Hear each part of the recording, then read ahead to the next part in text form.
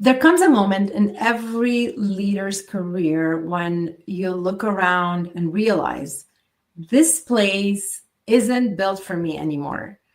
Not because you're not good enough, but because the system doesn't match who you've become. Today's episode is about what happens when you stop forcing yourself to fit and start building something that actually aligns with your values. I'm talking to someone who made that decision at the height of her career and didn't look back. By the end of this episode, you'll know how to recognize when you've outgrown a role or a system, why authenticity isn't optional anymore, how to navigate uncertainty without losing yourself, and why the next chapter of your career has to match your value. So stick around. This conversation hits home for a lot of us. A lot of people are actually waiting for it. So I'm really excited to get started on it.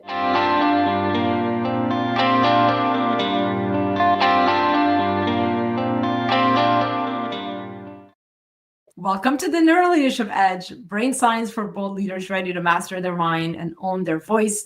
I'm your host, Claire Hayek, neuroleadership expert, ex-engineer, lifelong musician, and the founder of Mind, Soul, Purpose Team Building. My guest today is Lesley Pinckney, founder of The Big Idea Catalyst. She's a strategist and builder who has transformed brands from the inside out, from Essence.com to Fortune 500 giants like Target, Nissan, Twitter, and US Bank. She's known for creating teams where people feel motivated, supported, and challenged to think bigger. After years in leadership roles across media, tech, and experiential marketing, Lesley stepped away from corporate America and built her own company on her terms in a way that reflects her values. She brings honesty, experience, and a very real point of view on leadership identity and the future of work. Lesley, welcome. Wow. Thank you. What an amazing introduction. Thank you. Well, your experience speaks for itself. I'm just introducing you. So congratulations on all the above. It's really exciting to have you with us. I think a lot of our listeners are excited about this one because a lot of us, sometimes feel that way when we get to a certain level in our career and, we're pretty much outgrown the space we're at, right? So without further ado, let's dive right in. Sure. You've spent, Lesley, you pretty much spent your career stepping into roles where you were the first to build, first to lead, first to create something from scratch. Take me to that moment when you knew that the system you were in no longer fit. It was just not fitting. What really changed for you? Oh, my goodness. I think one of the first sort of inclinations that I sort of stumbled upon as I became a manager was that, and you hear this a lot, the skills that get you to management are not the skills that make you a good manager. And, my personal brand before I became a manager was I was the first, the fastest, the first to get it done. I outworked everybody, first in the office, last to leave, like that kind of vibe. And then when I moved over to management, I really had to fight against the desire and the control that you have when you're just a sole contributor in an organization. And so that to me was the beginning of like, I was great at being this and it got me to this, but now they want me to do a whole bunch of other different things here. And maybe I don't like these things as much as I like doing that. Mm-hmm. And so what I have found is that, when you're early in your career, you're actually a lot closer to the work. You may not be closer to corporate decision-making, but you're closer to the work. And as someone who has been a builder, that was a really hard thing for me to accept, is that the higher I got, the further I was away from the actual work. Like if you work in an agency, you're not actually pleasing clients. You're setting strategy, you're managing people, you're doing business development, you're cleaning up other decks, but you're not actually making things. You're making people better. But that's a very different thing than making things. And so at that point, when I switched from like employee to manager, that was sort of the beginning. And also I'm like an iconoclast and anarchist by nature. So like the idea that I was now becoming quote unquote the man was also a little unsettling for me and started making me question like, well, what does this mean? And where does this end? And I think those voices get louder over time in your career, because I also think as things outside of your professional life change, for me, it was having my daughter who's 9. You start to want to live your whole life in all the aspects of your life, right? I don't want to be someone radically different at home in front of my daughter than I would be at work. And I want to make sure that the values that I live in my personal life, I can try to live in my professional life. And so it creates kind of a perfect storm for those that are willing to take it, of self-reflection that I think ultimately leads you to determine, am I one of those people that's going to get the gold watch at the end of my corporate career? Or am I going to do something else? And I think for me, it was, I want to try to do something else. I think the last election changed a lot about, I think, how people of color are seen in the workforce. And I wasn't interested in rehashing a conversation that has been put to bed by data and facts and experiences around the value of diversity, equity, inclusion, and belonging in companies. And so that was a pretty big, like, oh yeah, I'm not doing that. Like, I'm not going to rehash this thing again. So maybe it's time for me to like build something where I'm not going to have to rehash that, or think about what opportunities, because it never starts with, I'm going to build something. Right, of course. Maybe I can find the perfect unicorn job that allows me to do this and do that and still pays, $500,000 a year with bonus and options. And, but like, the reality is that that's not going to happen. We see increasingly big corporations, which, I think 10 years ago may have been more willing to take principled stances. They're out of the conversation completely. They have proven themselves to be, we are first and foremost focused on our bottom line, and that's their job. Is whether or not that's right or wrong is a debate for another day. But, the CEOs of big corporations, their job is to perform for shareholders. And so anytime you're in that system, your values, no matter what they be, are going to be bent or twisted in a way to support the goals of the place you're working at. And you can hate it, but that's the reality. And so, I think there's different ways that you can tackle it. Some people are like, look, I'm going to get my bag. I need to support my family. And I'm okay with maybe the gap between how I would choose to run this company and how my company is being run. Yeah, I mean, it's that's a whole different conversation, I guess. But it's definitely not straightforward. And I would really love to solve this. But I mean, it's so complex. There's so many factors involved. And I think a lot of people, even in power positions, probably feel misaligned. And like you said, they go against their values. It's all about decisions and what we're comfortable with, what we're able to endure, what we're not able to endure. And it's a personal decision. So I'm interested in what you did and how you turned it around, because I think a lot of people, whether it's what's happening in the political landscape or any other challenge that actually shows up in our life, the minute, our brain knows when we're misaligned, when things are not, we talk about the 3 axes, the brain, the heart, and the gut, and they have to be aligned for you to be coherent. And we all have the ability to feel when somebody's off. Whether we feel it in our gut, whether the passion is not there, that's in our heart, or whether we're stressing and being anxious about it's in our brain. It's crazy. It's not drama. It's data. It's like our body's talking to us the whole time. We just have to listen. Right. So, and it's basically the brain is trying to tell us, hey, it's time to shift. And a lot of us are paralyzed by fear or sabotage ourselves. And it just, again, our brain doesn't like change, is going to withhold change. And so just want to keep us alive at that point, go, no, that's kind of like too risky. Let's not do that. Just stay. But a lot of us are able to, if we are coherent and we're at that level, when we're able to see things, we're able to take that next move and tell our brain, it's okay. I know you want to keep me alive, but I got this. And this is when we take that next step. I mean, you've always been direct, honest, and real. I know that. And, you know, I've spoken to you before and it really shines through, which is wonderful. But you also mentioned how hard it became to show up that way in certain spaces. So how did authenticity shape the way you lead? And what happens when you can't bring that to the table? Like, how do you feel? So, you know, I think for me, so much of my experiences professionally have been shaped by my personal identity. Obviously, I'm Black. If you scoop that bracelet, you can see I'm also part of the LGBTQ community. And so when you're young and on the playground and you're getting bullied because of your race, very early, the decision is put in front of you. Are you going to be one of the people that laughs along with the jokes made at you? Or are you going to be one of the people that says, no, this isn't right, or walk away?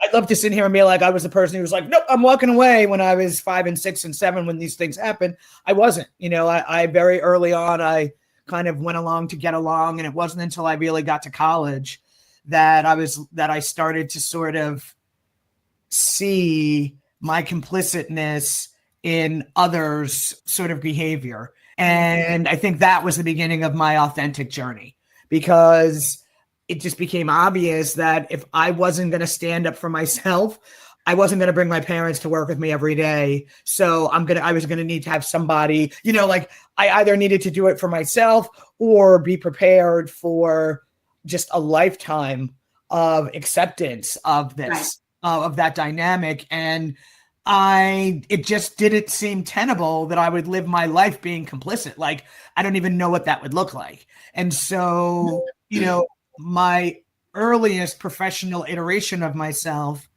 was very full of bravado. You know, I always had to try to be the smartest person in the room.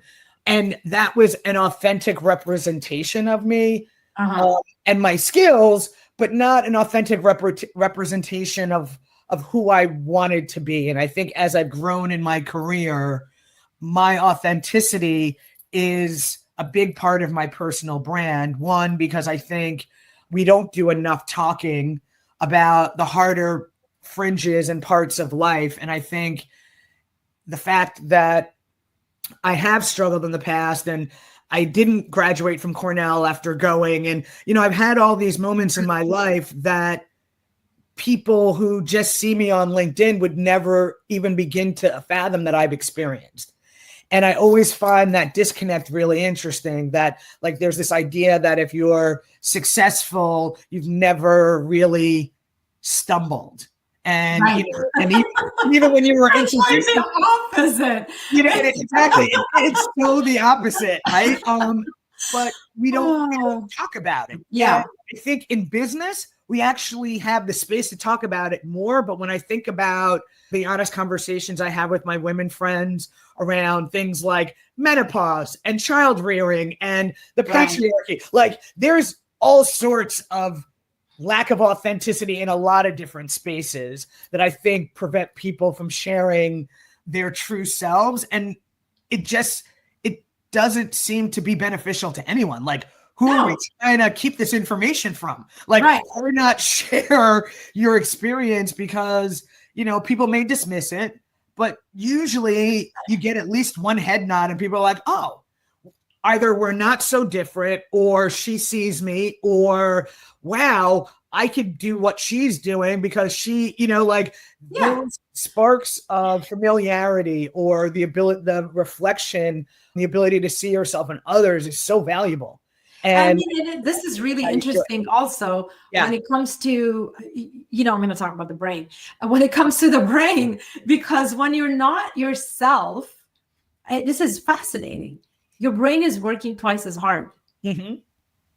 That's why it's exhausting not to be yourself. And when you lead from who you are and not who people expect you to be, right? you make those clearer decisions, you create trust faster, and people see you, people feel it. You can't fool people. You Some can't. people can be fooled, but many of us can't. And we might not know how to put our finger on it, but we like, something's off with this one. Not to judge. It's just like, it's not, I don't know. I just, either we're not getting along or something's off. Yeah, so absolutely. And I think that's, so I think it's kind of like a cascade, right? Because I think people think, oh, I shouldn't make mistakes. And so therefore I'm not necessarily going to trust my gut because that might be a mistake.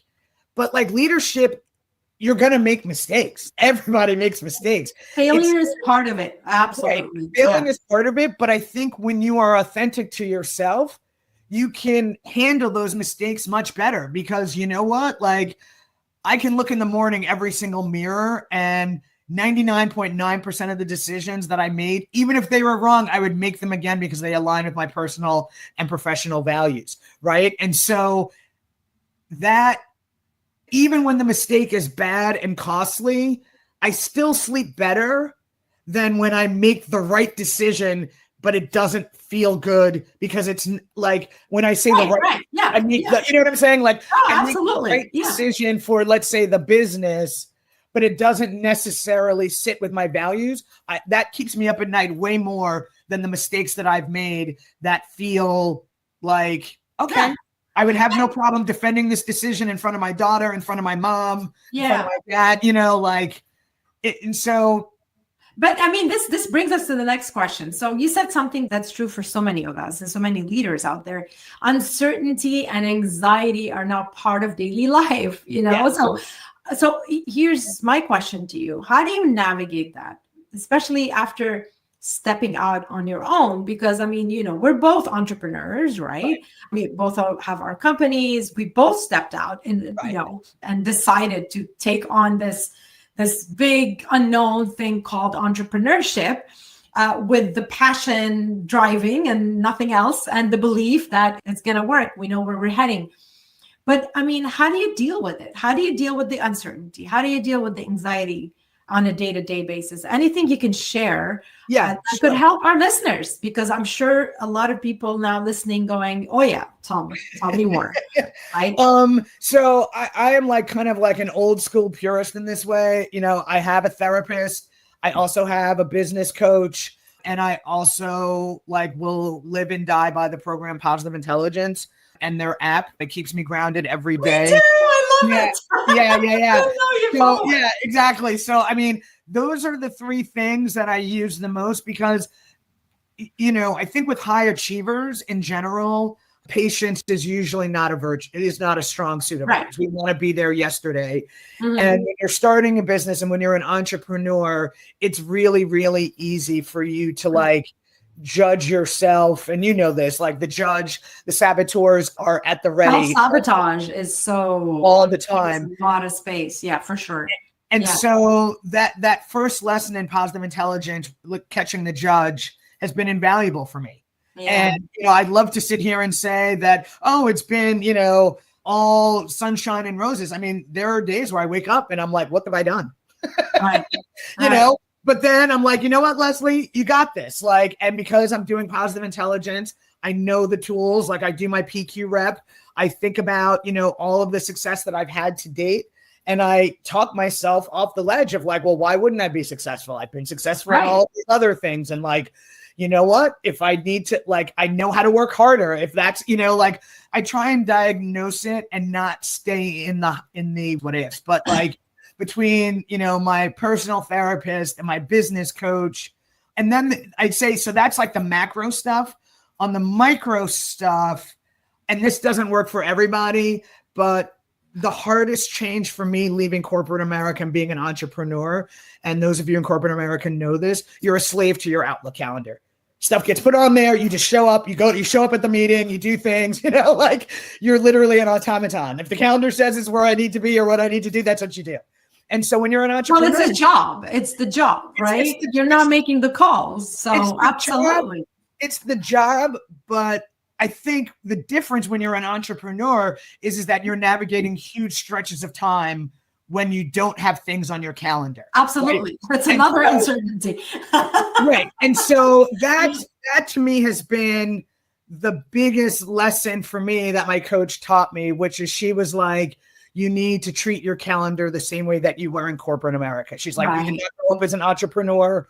So I'm very deliberate. Like if I have a deadline on Friday, I will schedule 2 hours to work on the Friday deadline. On Monday, 30 minutes to review. Like my calendar looks crazier than it did when I was in corporate America because like I need to just make sure that I'm showing up where I need to be. And so I think those two things, the macro of like having the larger like mental health support to like see and visualize myself being successful, I think is the big piece. But I think the habits and the day-to-day pieces are just as important because absolutely when you don't like those days where your calendar has a 4-hour gap in it, just breathe that negative thinking of like, oh, I have a 4-hour gap. I should be getting a client. I should be talking to someone. You know what? If that 4-hour gap now says 1 hour, write 10 LinkedIn posts for me to bank, or 1 hour, call 3 new people to, for business development, it doesn't seem as daunting. And so, it's the same, start small steps. The journey. Definitely. And I'm sure maybe many entrepreneurs also listening to this everybody comes up with their own ways to cope, to deal with it. And it's experience. And literally, it took me years to understand that, that how to manage my calendar. I have it color coded. Like for me, it just needs to be colored because I'm visual. My brain works that way. Very right brain. And I need to see colors. Like, okay, I know the green is client, anything that is in sales. The yellow is internal admin. So I'm like, it's too much yellow, not enough green. What's happening? Right. Yeah, and sometimes some weeks it varies, but then you look at the month, you're like, oh, it's pretty balanced. So and I love your example as well, and I think it's good to talk about these things, but it took me time to understand that, and yes, it took me a coach. And please get a coach if you're out there wondering. Get a coach. We all need coaches, and what I always say is the coach is that person that you're kind of like a tan with a label. You can't read your own label. The coach can read, somebody else can read your label. So you need that coach. You need that person can read your label. So we all need it. Tony Robbins has a coach. Everybody has a exactly. Athletes have coaches. It's the same way for entrepreneurs. Why wouldn't you have a coach? Lesley, this has been so interesting and time's flying, but I definitely want to get to the rapid fire. I have 3 questions for you, 30 seconds. If we can, okay, let's go for it. You ready? Yep. Okay. Give us maybe a book, a talk, a podcast, conference that changed how you lead. How I lead. Oh, A Team of Rivals by Doris Kearns Goodwin. It's the story of Abraham Lincoln's rise and how he built his cabinet on a team of rivals. It's the single best book on leadership you'll ever read. Hands down. Nice. Okay. One daily practice that keeps you grounded. I'm not going to lie on camera and say that I do it every day, but 15 minutes of Tai Chi is usually how I like to start my day. Oh, wow. Very cool. A hard truth about authenticity. What do we need to know? People aren't going to like it all the time. And if you're someone that doesn't like that, needs to be liked all the time, then that's probably going to be a lot more challenging for you. See note 1 about the therapist. But yeah, it's a challenge. You need to be comfortable with yourself. You need to be grounded. You need to be focused, and you definitely need to have enough mental fitness in order to be authentic, because otherwise you're you're looking for approval outside of you. Correct. You're not grounded. Right. And this is not a judgment. It's just normal when you think about it. When somebody's aligned and coherent and sees their values, understand who they are, then authenticity is automatic. You're not even trying to be authentic.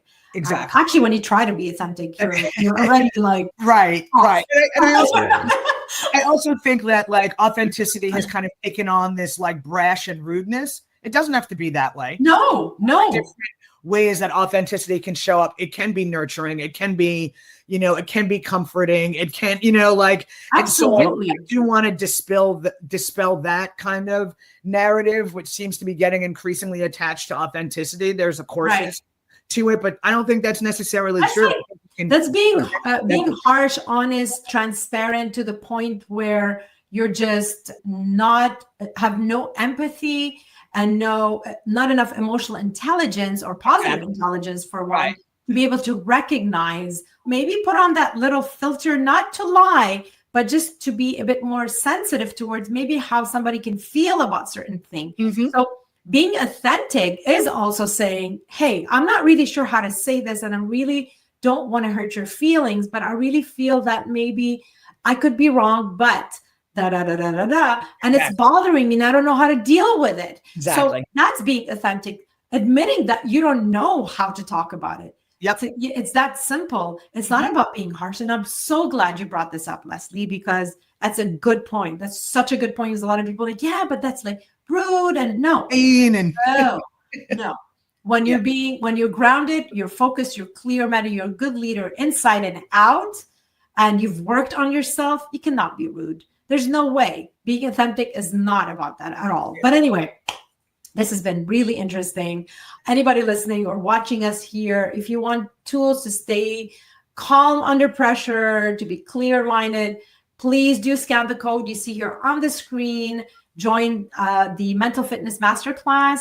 It's basically ready for you. It's evergreen. You can watch it whenever you want. And I promise you, it's going to help you get through your leadership day to day. And if you're not watching a video, do check the comments and make sure that you look for that code. It's usually my Linktree link, and it's got everything in there. Also includes a lot of freebies and resources you can download, including my book. And finally, please hit that follow and hit that subscribe. And if you find this episode helped you and you think of somebody that needs to hear this and need to listen to this episode, please do share, because that's why we're here. That's why we're taking the time to do it, because that's how you add value, is by sharing. And also, if we're learning things, we've learned things, maybe we failed, if we're not sharing that with you, so what are we doing then, right, Lesley? Exactly. Right. On that, Lesley, any final words before we wrap up here? No, thank you so much for having me. For those people that are interested in learning more about what I do, you can find me on LinkedIn.